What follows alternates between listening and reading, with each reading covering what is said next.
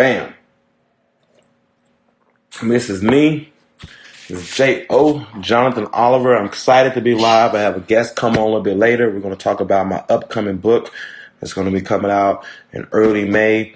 To the Little Boy in Me, Learning with Dyslexia and ADHD. So right now I'm just kind of stalling, making a little time for her to come on, and we can just kind of really just have a good conversation. This particular guest is someone that I trust dearly. I've had the opportunity to grow in friendship over the last several years, and someone that I know whenever I talk with them and consult with them, their feedback is always going to be spot on. They're coming from a spiritual place that's aligned with God's purpose, and it's somebody that is on my short list when I need to connect with. So truthfully, this conversation that I'm getting ready to have is basically almost in a sense of me just talking with the person that I always talk with, and other people just happen to be listening. So she's going to be coming here in a minute. I need to make sure I have my settings right so she can actually join the call. Let me see. Let me make sure I have my settings right so she can join the call. Let me ask her, can she join? Can you join? Let me see. I haven't actually did an interview live on IGTV, so I might have to, let me see.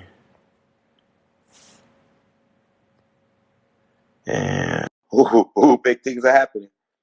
Big things are happening. I'm waiting for her to come on right now.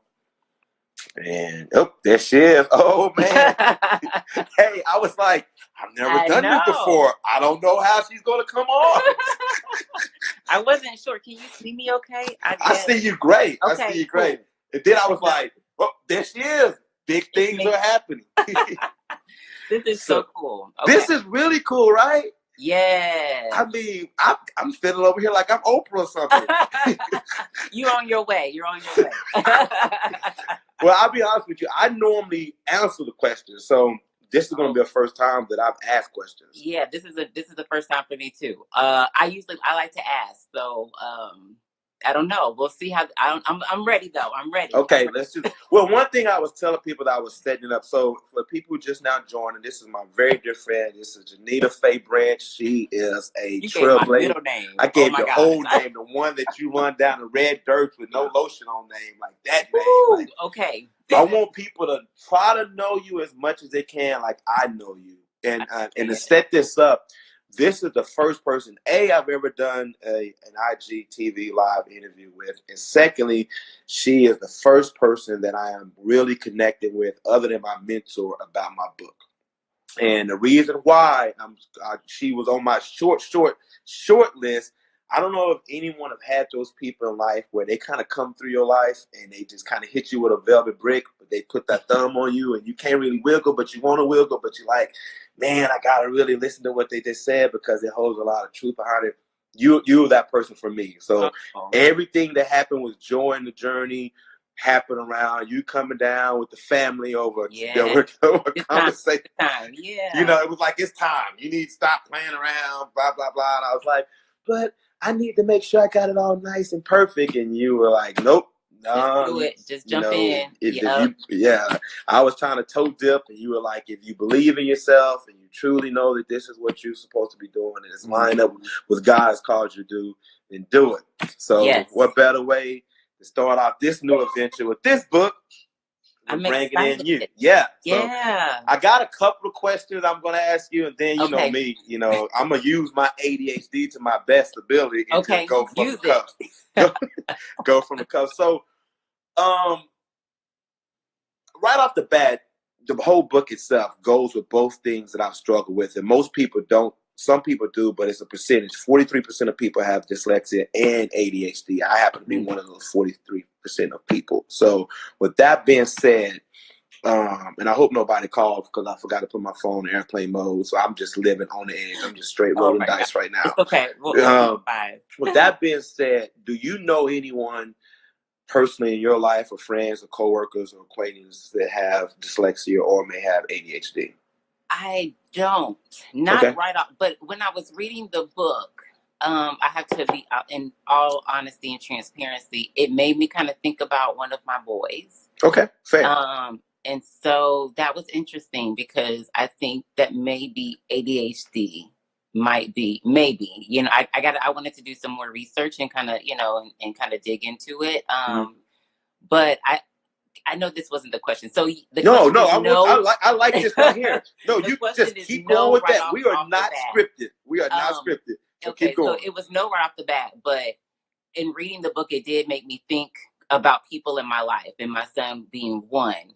And I think that I also tiptoe around that idea of like, well, maybe, you know, could he have ADHD because of the stigmatism, you know, that comes with it, or have him having to take medication. I know that you know, shared that was a choice that you chose not, you know, that you didn't make. And so I like that because it hit on the fact that even if he does have ADHD, it's not a bad thing, right? Oh, and please preach on that he doesn't have to take medication to, you know, to deal, you know, deal with it or whatever, you know, or to manage it or whatever the case, that there are tactics and things out there that he can use to help him in his everyday life without having to medicate. And I know that some people may not feel that way, but so that's kind of what the book has kind of brought me to in reading. And so my husband, Will, and I have definitely, we're having that discussion and just kind of doing more research. So I appreciate the book. It kind of opened my eyes to some stuff. So yeah. Good deal, because that was the whole point in learning with, and if people are just chiming in, I'm talking to my very dear friend, Janita Branch. I'm not going to go all the way in. You missed the intro. And I don't want y'all to run no tags on or nothing like that. But we're just discussing my upcoming book coming out, To the Little Boy in Me, Learning with Dyslexia and ADHD. And truthfully, I was, in some ways, I wish if I could have done it the perfect way, maybe found out earlier. But now knowing how I've learned to go without medication, I'm actually grateful. If people say God, you know, doesn't let anything happen, you know, by accident, it all happens for a reason. Yeah. I'm happy the way it worked, the way it did, because I've only taken Adderall about 3 times in my life. I was right around 31, and it left me feeling nostalgic. It left me feeling like my brain was moving a lot faster than the words that were able to come out of my mouth. And it took away any desire that I wanted to be with my wife intimacy-wise. And on top of that, if I had any form of like an alcoholic beverage, it made it feel like I had 12.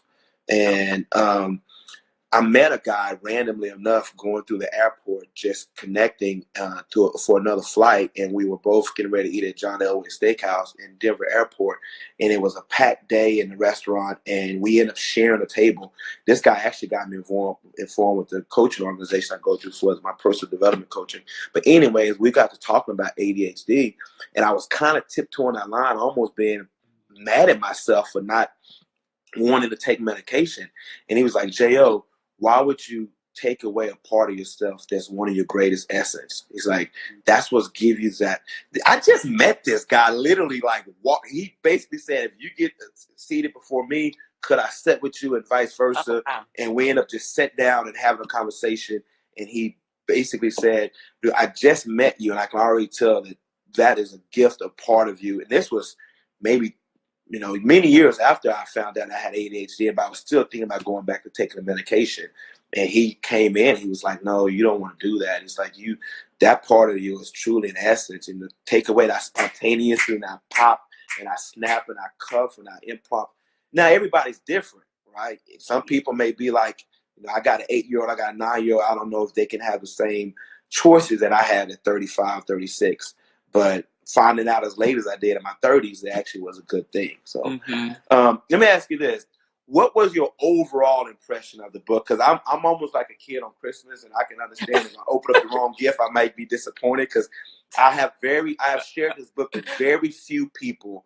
Okay. And I've gotten very little feedback because I've only shared it with a handful of people. So other than my assistant, my wife hasn't even read all the way through and given me feedback. She's read some of it, and she's like, you know, the first 20 pages are really good, boo. But she hadn't gotten it. I'm like, you just gonna stop at 20? And she's like, this is 10 years of work right here, girl. Can you go a little bit? It's so crazy. Hey, Saran. Okay, so listen, So let's have. So when you asked me to read the book, I think I told you I was already reading the book, and so that overwhelmed me. And then I saw the number of pages, and I was like, oh, like you were asking for like way too much. But then I was like, well, let me just start because I'm gonna have to. I don't think I'm a fast reader, and I like to read and go back and make sure I understand it. And then I started reading it, and it was easy. Like it just flowed. Like it's a very, very easy read. And I love how it's not, like, what's the word I'm looking? It's not academic in the sense of like, you're not giving like all these definitions and I got to go look up words because I don't understand. You give definitions, but you explain it like it's enough to help me say, like, it basically sets the foundation for what you're getting ready to talk about, just so I have a little bit of knowledge. What I love most about the book, and you do it right off the cuff in the introduction, is you bring me in, like you make it very personal. And I feel like I know you, but even if I didn't know you, after reading the introduction, I have a glimpse of just kind of who you are and where you're at in the space that you're in. And you just make that connection. And so it just makes me want to read more. Like, I feel like you talk like we're having a conversation now. Like it's just very, it's easy. Like it's an easy read. It flows. It's very personable. But it has a lot of good information. And even for people who don't have ADHD or dyslexia, I think that there's still something that you like can take away. So there was one just about little life things, like little principles that I think you can apply throughout your life about being patient, like with yourself and with others. That's a principle. Whether you have, I think that we all need to be patient. That's grace, right? Making learning fun. That was good for me because with the kids and just fourth grade homework is heavy. It's heavy, y'all. I'm scared. I'm not gonna lie. I'm glad right now that I can read like something that I can understand. Even Dr. Seuss books, I'm like, I'm gonna have to put you down. That's gonna be Saran's book to read. You get tongue tied, right? Like it's just relatable regardless of whether you have ADHD or not. There was a point though that I laughed because there's a word that and so now I'm like, okay, can I say it? Specific. Oh, that's the one. Yes. That's the one. That'll get you on Black Card Revolt right there. That's I hear it in my head, but before it comes, like specific and Pacific. Yes. I'm very, and so there was this moments in the book where you were talking, I think it was the 3 C words. Coincidence, consciousnness, and I can't remember the other one. Yeah. Conclusion or something. Yeah, I was like, I struggle with, so it's just relatable. I think regardless of whether you have it or not, it's relatable and to a lot of different things. So I enjoyed the book. So I'm very proud of you, my friend. I'm glad. I'm very, very proud. But 20 pages in or not, it's a good book. So yeah. Well, I appreciate it. This is my 3rd book I've written, and it's the longest one I've worked on. And I've spent the most time on this because when I started writing this book first, I hadn't developed my writing style.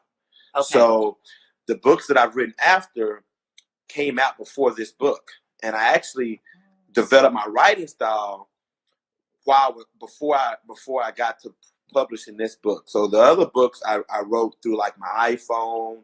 Yeah. And I was able to have it dictated, and it had a little. This book, I tried to do the old school Ernest Hemingway way of sitting down with the leather statue on, and that was me not having fun while I learned, right? And I didn't realize until, after I finished it and I set it on the shelf for a long time, and I would go back and piece it together I would piece it together almost like my man Cuba Gooding Jr. underneath the ocean in like Man of Honor, like with my hands shaking like in the dark, trying to because that's how hard I was struggling on this book.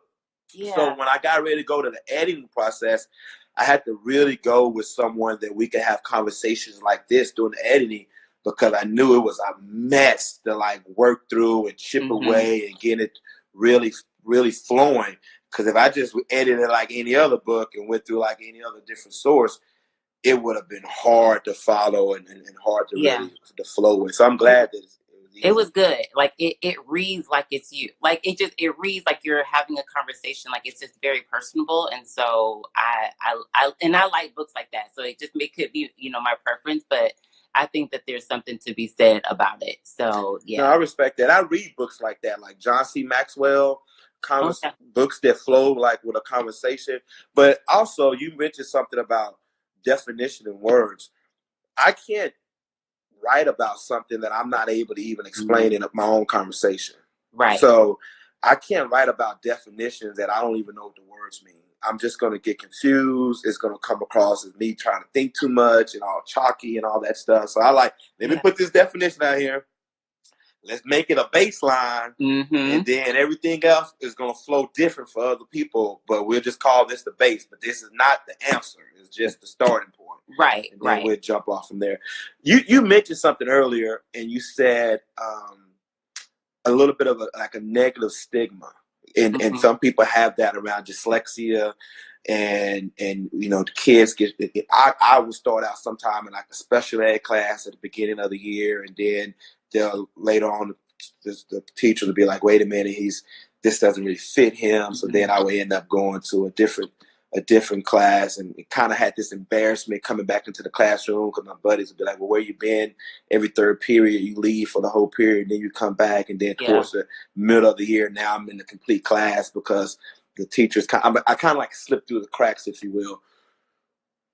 How do you feel like we can go about changing with students what can come across as something is wrong with you if you have dyslexia, or something is not quite right with you if you have ADHD? How do you feel like a conversation to be had that can put something like a negative connotation behind it? So I think that it starts with conversations like this, you know, so books like yours, like modeling for them people who have ADHD or dyslexia or both, right? And so showing them that it's not a disability. Like, it doesn't have to be this wall that you can never get over, that you can't get past. It's just, I mean, I love how you kind of speak of it almost like it was a gift. I don't, and you know, correct me if I'm wrong, but that's not how you meant for it to be. But no, that's exactly the way I meant for it to be. You know, it's not a negative thing. It's just something additional. You know, it's like, I mean, it's as simple as,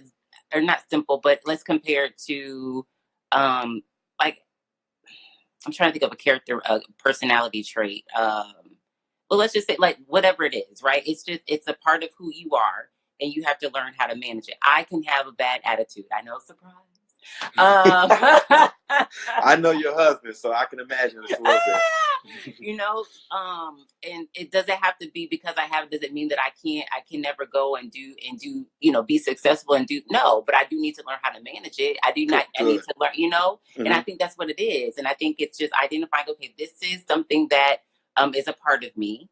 It doesn't mean that I can't be successful, can't do something or do things. And these are the resources or the tools that I can use, or the techniques to help me navigate it, to help me use, to help me to, you know, accomplish the things that I'm trying to accomplish in my life. I think that's really just what it is. And I love, it's the irony of this is just crazy, because before we even had this conversation about your book, we went up to the boys' school for like a parent teacher conference, and in the hallway they had pictures of different celebrities, different people, famous people, and I remember seeing Tom Cruise, and under it said, you know, that he has, you know, dyslexia. And I was like, really? Like, maybe I knew it didn't, but I love that they had like all these people, and they had like different things about them. And I thought, how awesome is that? Because it shows that, yeah, sure, he's dyslexic, but look what he's done. Yeah. You know, it's not a disability. It doesn't mean it. And so I think that that's what has to happen. We have to be willing to talk about it, because when you talk about it, you take away the negative stigmatism behind it. You take the sting out of it, you know, or the hurt that could be associated with it. You have to be able to talk about it, and then talk about it in sharing truth, you know, and sharing the truth behind it, and letting them know that this isn't it's not the end of something, you know. And so I think that's what we have to do. I appreciate that. And you're right. I was speaking with my mentor the other day, and one of the things, when the lady who diagnosed me with dyslexia, and unfortunately she's passed on, when she diagnosed me, you know, I asked her, one of the first questions I asked her was I stupid? And because this was one of the negative messages that I had given myself throughout life. And her response was, you could be an astronaut if you want to. You just learn differently. And that's basically what it comes down to. It just learned differently. It's like driving to work. We can get there. I just happen to take a different route. And my route also happens to have a little bit of ADHD hanging on the side. So not only am I going to take a different route, I'm going to stop and look. You're going to make some stops. Yeah. I'm going to make some stops. I'm going to check out a few things. Right. I'm going to observe, but I'm going to have a story and experience that when I get there, they'd be like, "Hey, oh, you just been sitting in the parking lot? Oh, well, let me tell you about my adventure." Right. Look. When you said that, I was like, some of us need to learn to take some stops. We need to rest. Like workaholic, just go straight through. Like we just trying to get from point A to point B. We don't stop and enjoy the journey, right? We don't stop and enjoy the process of getting to a destination. So.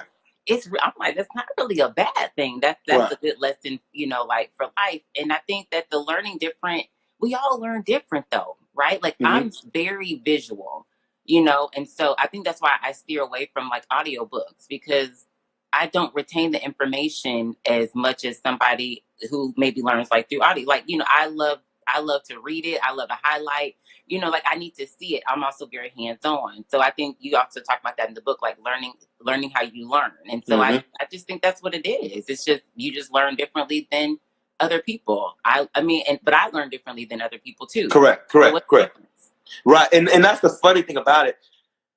I actually struggle with audiobooks, but because I like to highlight. If I read it, then highlight it, underline it, and start, it's like it's locked in. But if I just hear it, it's unless I'm moving while I hear it, like I'm driving in the car or doing something. If I'm just sitting still, I'm not going to remember it. So I understand exactly what you're saying. One of the things that I was curious about is you had mentioned, what did you say? You said something that really resonated with me for us, the book itself. Let me see. I think it was along the lines of so for example, learning different skill sets with the ADHD, because it does come with some things that make it a little bit more difficult, right? So it works good with me being a stay-at-home dad and having 2 small kids under 4. And it can work good with me when I'm speaking to people and I'm in a group setting in a large room, and I have a lot of movement and energy. But I remember my wife would say, I lose lip chap so much. I would lose some lip chap in a heartbeat. For Christmas, she bought me 5 things. I lose keys.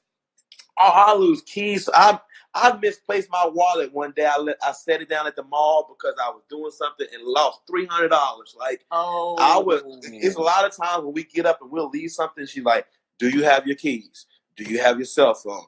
Do you have your wallet?" Because I've left this is back in the day when I had a BlackBerry with the little pearl in the center. I left my BlackBerry. That was a long time ago. on South Beach, on the strip, at a restaurant on the counter, at the restaurant outside.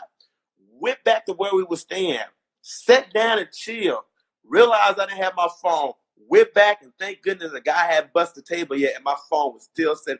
My wife would tell you I misplace stuff all day long, and that just kind of comes with the territory. So it's times where I lose something, like, I hope I find it again later. Yeah. Then later on, I find a necklace stuck in my shirt someplace, and then realize, because my brain to get to going. Yeah, and I get the multitasking, but really it's just the hyperactivity of things, and so it's some things with it. It's like, oh man, this is great, and then there's other things where it's like, man, yep, that was definitely my ADHD right there. I hope I find it later. Wow, $300, I would have cried. Yeah. Oh yeah, man. I was Christmas. I just waited tables all night. I stacked paper. I was like, man, I'm gonna have a great Christmas. Straight up, went back. My wallet was there. Money was gone. As we wrap up, because I know you have kids, I put my daughter down and write it enough time so I can do this and possibly squeeze in a power nap before I go get the next one. My God. So my question as we wrap up, because you have been killing it. I mean, we're talking about a book that's been my labor of love, that I want to be a resource to families and communities and society that is dealing with dyslexia and ADHD. Yeah. Overall, what's your biggest takeaway from the book, and what would you share with anyone who is thinking about purchasing the book? purchase it. No, no, seriously, do purchase it. But my biggest takeaway, gosh, Jo, I don't have just one. Just give me like a bottom line of maybe 2 to 3, because my wife she don't like absolute questions. I know. Because she's a Libra. I am too. I know. That's why she's so phenomenal. Okay, let me see. Gosh, the biggest takeaway was, I think the biggest thing I can say this is that it's not that this is something that whether it's dyslexia or ADHD or both together, that it is something that you can manage. Like it's just a part of your personality. That is not a negative thing. Whether you have it, someone a child, like it doesn't matter, and you just have to figure out how to manage it, how to use it to your benefit, right? Just like whatever we go through in life, God, anyway, I won't go there because I start to preach. Girl, speak on it. Do you not realize? I know, but we're trying to wrap it up because I was about to go in. And so, but that you learn how to use it for your benefit, so that you can continue to be successful and that you can be successful with it, that this isn't a hindrance, and so I think that's the biggest thing, and that this book is easy to read. And I mean, I'm very confident, in all honesty, that a kid that you could give it to a child to read. Oh, wow. That had to cross my mind. Yeah, you know what I'm saying? Like, I think that you might want to try to get this in school. I don't know. But we can talk offline. But I do. No, I'm glad you said that. Because I think that it would be really good for them to read. And maybe if it's not on their reading level, that it's something though that their parent could read with them, or maybe a mentor, somebody, an adult in their life can read it alongside with them. Oh, okay, I gotta say this. I love the questions at the end of the chapter. That was phenomenal, because you read the chapter and then you ask questions that make you think about what you read. I love stuff like that, because we can easily read through a book and then get to the end and be like, oh yeah, we give like 1 point, because we don't really remember what we read. But when you have to sit and think about it and process and synthesize the information and write it out, oh man, that was spot on. Yes, this is good. Thank you.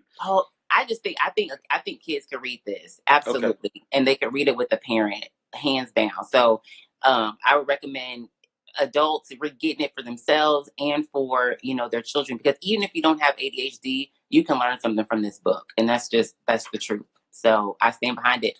I'm so proud of you. I really am. I'm straight up beaming over here. It's a good book. It really, and you should be proud. Thank you. Proud. Thank you.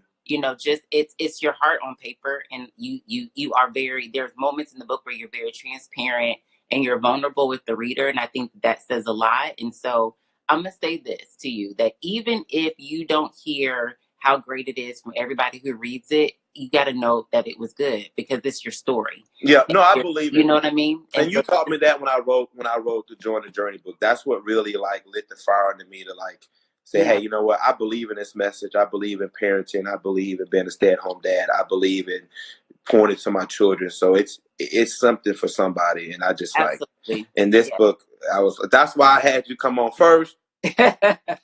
And then on top of that, I knew that you were going to shoot me straight. We've had conversations in the past about book reviews. So I already knew if I brought you on, it wasn't going to be a feel-good story. It's going to be like, look, in my spirit, I'm going to have to tell you the truth. So I could tell through the conversation, you're like, well, what you want me to say? I was like, no, this, if it's a sting, it's a sting. But I know that, you're going to come straight with me. You ain't going to be like, let me whitewash it and then all of a sudden tell you another time that, you could have did this different, or you could have did that. I know you're not going to be like that. So I'll keep it real. I'll keep it real with you. But it's your story. Thank you so much. And I think, God has a purpose. You say it in the book, you kind of talk to it that, God doesn't make mistakes. And whether you learn about it at 5 or 15, or 35, like you've learned, and you learned at the time that it was meant for you to learn about what it was that was going on with you. And God is using it, and you've learned how to navigate and use it. And look at you. You're doing good. You're doing good, my friend. You're doing good. I appreciate you. Thank you so much. I'm not gonna hold you any longer. I'm not gonna hold the viewers any longer. But well, you know, when we get the print, somebody got an autographed copy coming their way. Yay! So. All right. Well, I can't wait. And hold me to that. Hold me to that. Oh, I will. So I appreciate you. I got proof now. So you got proof. And you got like 6 other people that are right there when I said it. Awesome. Well, be good, and I'll talk to you later. And just thank you so much. I appreciate it. You're welcome. Bye. Okay. Bye-bye.